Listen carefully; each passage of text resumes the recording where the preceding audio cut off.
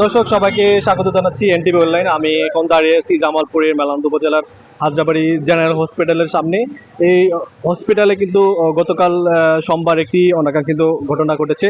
আমরা যেটা অনুসন্ধানে বা তথ্যে জানতে পেরেছি, এখানে আশামণি নামে এখানে এক কর্তব্যরত এক নার্স, তিনি 1 বছরেরও বেশি সময় ধরে এখানে দায়িত্বরত ছিলেন। তবে তিনি এখানে যেটা অভিযোগ করেছেন মেলান্দহ থানায়, তিনি গত 5 মাস ধরে কিন্তু এই হসপিটালে যে তার যে নার্সের মাসিক যে বেতনটা, এই বেতনটা কিন্তু তিনি পায়নি।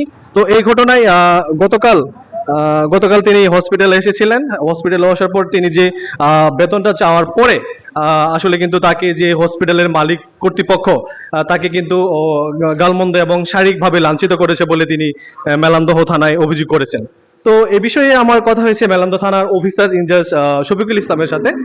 তিনি যেটা জানিয়েছেন, প্রাথমিক অনুসন্ধানে আসলে তিনি যে এই হসপিটালে কর্মরত আছেন এবং তিনি যে বেতন পান এটা আসলে সত্য, এবং তার সাথে যে একটু এরকম বিষয়টা হয়েছে, অনাকাঙ্ক্ষিত বিষয়, সেটা কিন্তু প্রাথমিক অনুসন্ধানে তথ্যটা পেয়েছেন। এই বিষয়ে তিনি যেটা জানিয়েছেন, এই বিষয়ে তারা পুলিশে এসে তদন্ত করেছেন এবং পরবর্তী কার্যক্রম আইনিভাবে কিন্তু তারা নেবেন বলে জানিয়েছেন।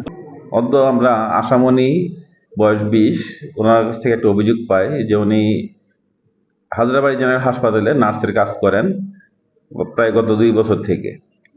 তো গত 5 মাস থেকে হাসপাতাল কর্তৃপক্ষ তার বেতন দেয় না। এই বেতন নিয়ে আজকে তিনি হসপিটালে গেলে হসপিটালের যে মালিক পক্ষে 2 জন আছে, সবুজ এবং রফিক, ওনাকে বেতন দিবে না এবং বিভিন্ন ধরনের তর্কাতর্কি হয়। এক পর্যায়ে ওনাকে লাঞ্ছিত করে। বিষয়টা আমরা প্রাথমিকভাবে সত্যতা পেয়েছি এবং পরবর্তী আইনগত ব্যবস্থা আমাদের কাছে প্রক্রিয়াধীন।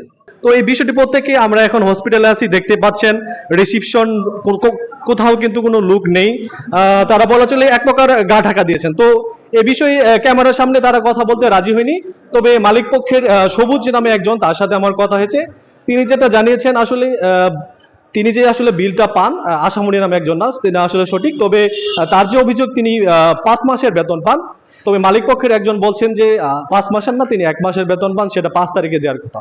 তো এই ছিল জামালপুরের হাজরাবাড়ি জেনারেল হসপিটাল থেকে যে একজন নার্স তার বেতন চাওয়ার পর তাকে যে শারীরিকভাবে লাঞ্ছিত করা হয়েছিল, এই ঘটনার সর্বশেষ।